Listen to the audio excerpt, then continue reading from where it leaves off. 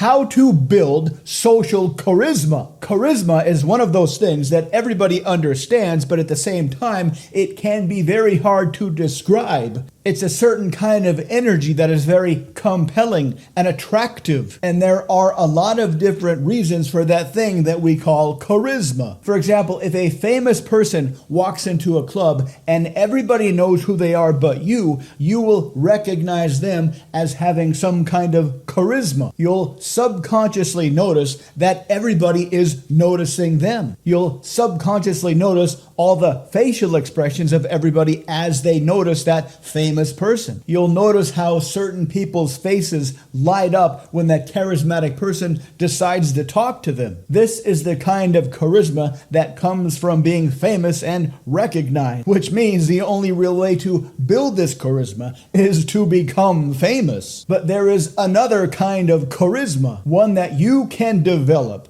through your behavior. But most importantly, you can develop this kind of charisma through your interpersonal behavior. And this is, believe it or not, fairly straightforward. The first step is to ditch all neediness. This is easier said than done, but there is a pretty simple way to approach this state of complete non-neediness. And that is to pre-frame any conversation as having only one goal, and that is to make the other person feel good. Sure, you should exchange names, but do not initiate a number close. If they do, fine. But don't go in there hoping to get something. Go in there with the only outcome of making the other person feel good. The second step is to ditch your ego. Don't tell them about yourself. Don't try to impress them with your wit or your game or whatever you think is so impressive about you. Instead, pre-frame this conversation as a kind of treasure hunt.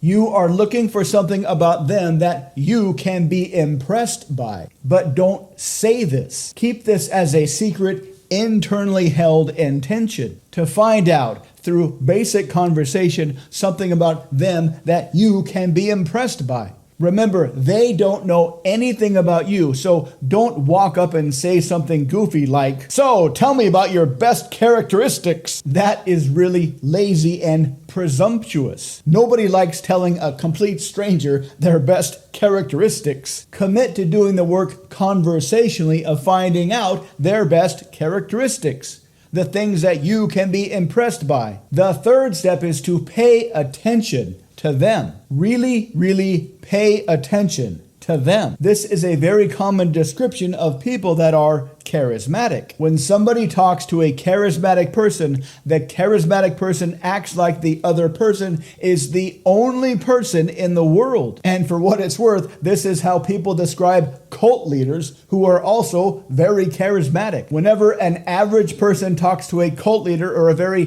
charismatic person, they get the impression that the charismatic person or the cult leader is only focused on them, that they are the only person in the world, that they are getting 100% of the cult leader or the charismatic person's attention. So turn off your ego and pay attention to everything they are saying. Let them talk most of the time. The fourth trick is to help them describe whatever it is they are describing. For example, they'll be describing something like an experience or something, and they'll start to run out of words, and they'll start to use the same vague words over and over again. Build a picture in your mind that represents what they are talking about. Ask them some very easy to answer either or questions that will help you understand the picture in your mind that you are forming based on what they are talking about. This will take some mental effort on your part. This will take some practice on your part. Luckily, you can practice this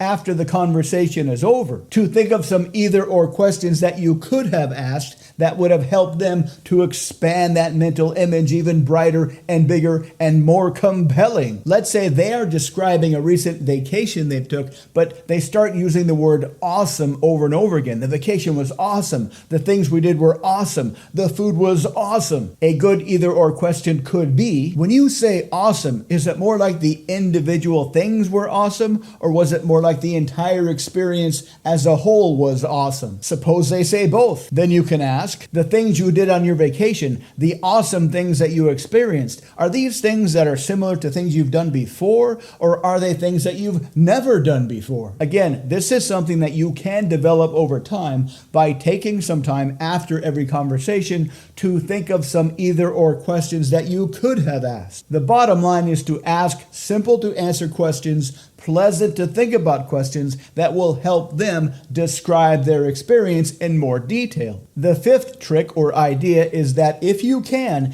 get them talking about things that they believe are unique about them. Things that they believe are special about them, like any unique viewpoints they have or any special accomplishments that they are particularly proud of. If you can get them talking about something they've done, something that they are really proud of, and you can help them build up that picture in their mind by asking some simple either or questions, they will really enjoy this conversation, and they will start to see you as a very charismatic person. Thank you for watching. Please subscribe, like, and comment. To learn more, please visit mindpersuasion.com.